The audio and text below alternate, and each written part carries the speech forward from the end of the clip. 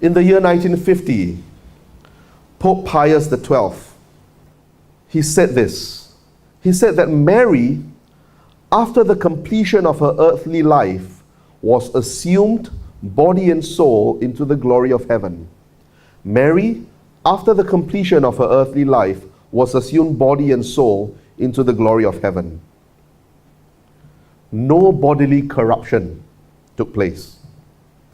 There is no explicit Bible verse that actually talks about this. But if you look in some scriptural passages, for example,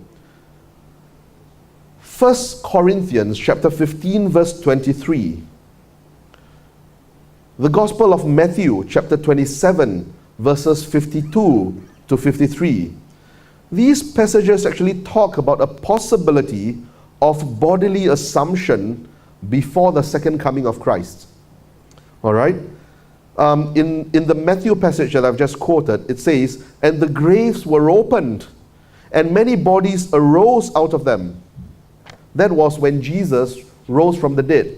Do you know, together with him, the graves were opened, and many bodies arose out of them, bodies of holy men gone to their rest, who after his rising again, left their graves and went into the holy city, where they were seen by many.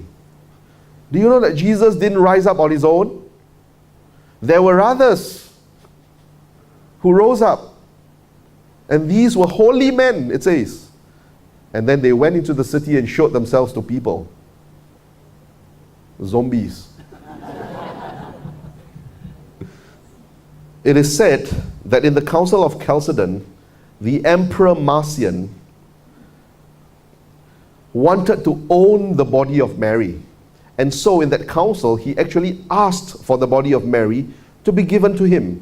And then Saint Juvenal, the bishop of Jerusalem, got up and answered him this.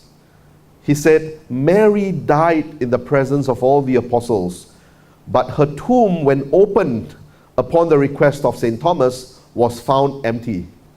Wherefrom the apostles concluded that the body was taken up to heaven." Pope Pius XII said, "You want to know why it's reasonable for us to believe in the assumption of the Blessed Virgin Mary?" He says, because it's simple. It's a logical consequence of the Immaculate Conception. She's without sin. There's no reason why her body should rot. Death is a consequence of sin having entered the human race. Had we not fallen into sin, death wouldn't have befallen us. We would have lived forever. Mary did not sin. So the assumption is simply a logical conclusion to her being immaculately conceived. That's what Pope Pius XII said. So by tradition, by our sacred tradition, we proclaim that the assumption of Blessed Virgin Mary took place.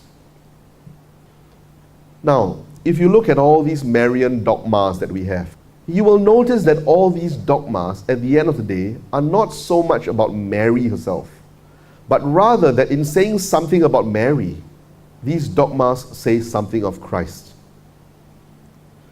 You need to understand that for us, in the end, everything goes back to Christ. When we say that we believe in the assumption of the Blessed Virgin Mary, what are we saying? We are saying that God is a God who fulfills his promises.